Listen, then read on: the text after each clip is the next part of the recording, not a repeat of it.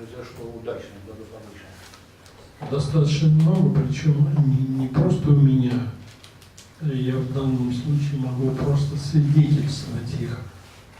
Ну, например, Игорь Арепьев своего дедушку воскресил.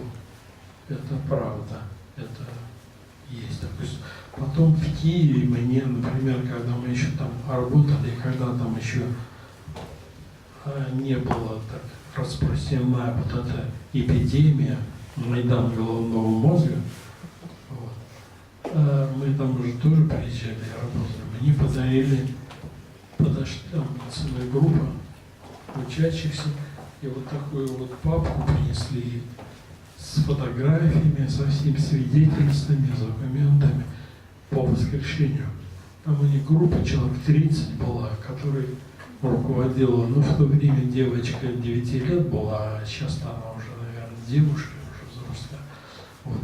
У нее было ясновидение, она была руководителем группы, 9-летняя девочка.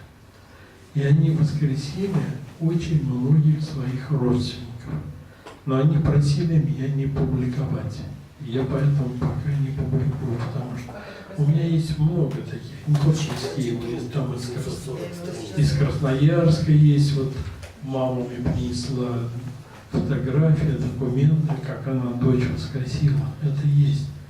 А она стоит с воскрешенной дочерью, сфотографирована. Но тоже просила пока не публиковать. Но эти документы у меня есть, у меня, так сказать, накапливаются. И, видимо, скоро будет как бы возможность их публиковать.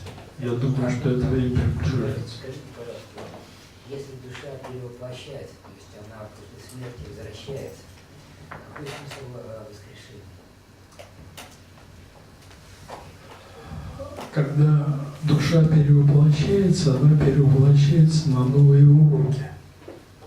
А когда воскрешение идет, она приходит уже с сознаниями того космоса, который есть. Вот понимаете, помните, у Тютчева есть такая, у Федора Ивановича, гениальное такое поэтическое обобщение. Все во мне, и я во всем. Вот когда воскрешенные, они уже с этой формулой, в них уже все есть. И они уже это все знают, все свои прошлые жизни, все свои будущие. То есть, вернее, даже не будущее, у них уже наступает вечное настоящее. Им уже понятие будущего неприменимо. Можно тогда, если душа реинкарнирована, то можно тогда воскрешать того, чья душа перешла? И как понять, что... Все равно можно, потому что вы, по сути дела, учитесь. Вы же учитесь. Кому с другой душой? И здесь вы пришли учиться. Ничего-то, не смотрите на то, что кто-то из вас взрослый, кто-то не очень. Вы все равно все ученики. Вы пришли учиться. В том числе и на этом примере, даже если душа уже как бы пришла, реинкарнирована, она все равно, она же не отказывает вам в знаниях. Потому что когда вы воскрешаете, вы получаете знания. Это такой, как говорят в физике, дуплексный процесс. Дуплексный, то есть в две стороны работающий. Вы к ней душе, а душа вам. Вы ей свой импульс любви и как бы желание ей помочь, а она вам в ответ знания. Это процесс обучения. Кто нас учит? Нас учит душа. Это единственное место, где Бог может общаться, через которое может общаться с человеком, даже не через дух, только через душу. Потому что дух – это импульс души. Скажите, пожалуйста, вот про воскресение, про воскресших. Вот люди были, умерли, потом их воскресили, правильно? Да. Вот после смерти мы знаем, все уже про них забыли, из списков их, извините, там, исключили, паспорт забрали.